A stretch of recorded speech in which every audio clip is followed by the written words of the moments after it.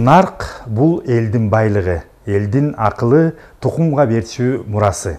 Эс тутумда элдин акылына кирип, акыл эстүү адам дейбиз. Ошол себептен бекеринен кылымдарды караткан ооздон оозго өтүп келген кыргыздын макал лакаптарында да эс тутум кишинин дээрине багытталган сөздөр бар. Мисалы, эстүү адам эмгектен качпайт, эзели жаман жакка баспайт. Эстүү киши элим дейт. Эстүүгө эки ооз сөз жетет. Эстүүлүктүн белгиси эпчилдик. Эстүү зайып жартыны бүтөйт, кысканы узартат деген көптөгөн акылдуу кептер айтылып келген. Азыркы 21 кылымда да алар өз маанисин жоготпой, тескерисинче актуалдуулугу арбып бартат. Бүгүн биз жашоо сырлары көрсөтүүбүздө ушул тууралуу кыскача сөз кылмакчыбыз. Демек, эс тутум деген эмне?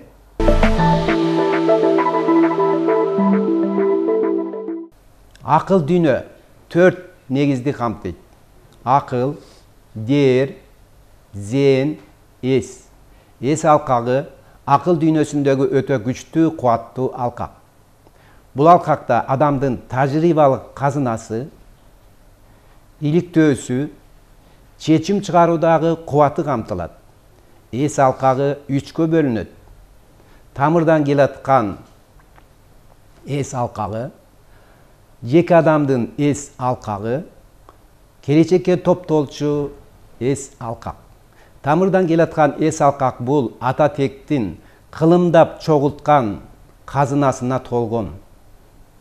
Мисалы, жөндөмдөр, табигатка байланыштуу жөндөмдөр, эс тутуу жөндөмү, сүйлөө жөндөмү, чеберчилик жөндөмү, кыялдануу жөндөмү, өнөр жөндөмү, тамактануу жөндөмү жана башка жөндөмдөр бар.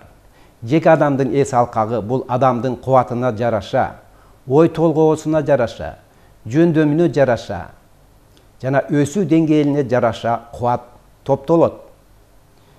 Келечекке топтолчу эс алкак адамдын өнүгүүсүн өткөрүп, өстүрүп кубаттачы алкак.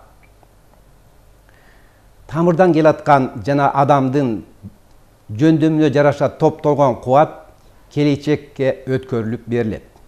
Демек, жогорудан биз жалпы эс алкагы адамдын жөндөмүнө жөндөм, кубатына кубат, шыгына шык топтоочу алкактын бири экендигин так билдик. Эң башкысы адамдын тагдыры ой толгоого жараша болот. Эс тутумга жараша адамда ой толгоо болот. Ал эми эс тутумдун мааниси эмнеде? Адамдын тагдыры анын ой толгоосуна жараша болот. Эс тутумга жараша ой толгоо болот. Өткөндү эстебеген адам келечекти, алысты көрө билбейт. Эс тутуму жогорку деңгээлдеги адамдар жетишкендиги көп болот.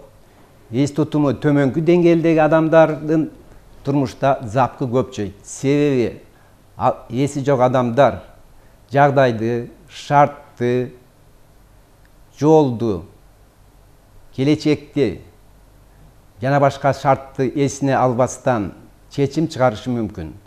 Азыркы учурда эси жок адамдар тездеп толууда. Буга себеп тамырга көңүл бурулбайт. Тамырлуу эс алкактагы жөндөмдөргө, бул сүйлөө, эс тутум, өнөр жөндөмдөрүнө ошол эске салбаса, эстебесе, ал жөндөмдөр начарлай баштайт. Себеби азык жетпейт жөндөмдөргө, тамырга. Мисалы, даракты тамырына суу берилбесе, дарактын жалбырагы куурай баштайт. Ошол сыяктуу адам өзүнүн тамырын эстебесе, ал эс тутуму начарлайт. Бүгүнкү күндө адамдар турмуш тиричиликтеп күнүмдүк жашоо менен алпурушуп, өзүнүн руханий байлыгын, адамдын өсүү өнүгүүсүн эске албай, көңүл бурбай жатат. Ошол себептен дагы эс тутум төмөндөдө. Эми эстүүнү кандай айтсам болот? Эстүү деген эс тутуму жакшы, өзүн жакшы алып жүргөн, бирдекени илип алган киши жакшы да, нерсени. Ошону айтат болуш керек эстүү деп. Эстүү деген бул ата энесинин тарбиясын жакшы алган, улуу кичини сыйлай билген, жаман жакшыны айырмалай берген адамды эстүү деп айтат. Эс тутум эске каларлык деп түшүнөм.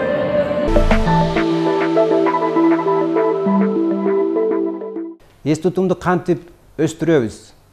Бул өтө жөнөкөй. Көбүрөөк табигатка чыгып, табигат менен суктанып, тооду, кыргыздар ак мөңгүлүү тоону карайт, бийик учкан кушту карайт, шаркырап аккан сууду карайт, көк жашыл сиберди карайт. Ушунун баарын жүрөгү менен суктанып, кабыл алып, ырахаттанса, жаратылышка Кудай тартуулаган кооздукту өзүнө кабыл алып, жүрөгү менен сүйсө, эс тутум оңолот. Ошондой эле кыргыздын байыркы ырларын эстеп, эсине салып, ырдап, оон салса да эс тутум оңолот. Эсинен чыгып кетти деген адам, эсимде калбай калды деген адам, эстесин өткөн чакты талыбастан, эстесе эс тутумду кайрый алат, эстесе эс тутумду бага алат. Жашоо сырлары көрсөтүүсүнүн маңызы кыргыздын улуттук баалуулуктарына басым жасоо. Элибиздин туу тутуп эзелтеден аздектеп, эненин сүтүнөн, атанын кебинен, нарктуу санжырлары менен укундан тукум койтуп келген мурастарыбызды сактоо менен келечек муундарга өткөрүп берүүгө кичине болсо да өз салымыбызды кошуу. Ошол себептен сөзүбүздү алдыдагы ыр саптары менен жыйынтыктоону туура деп чечтик. Улуу муун айтса жакшыны тууралыкка багыттайт. Улуу муун чанса жакшыны урпактарын алар кыйнайт.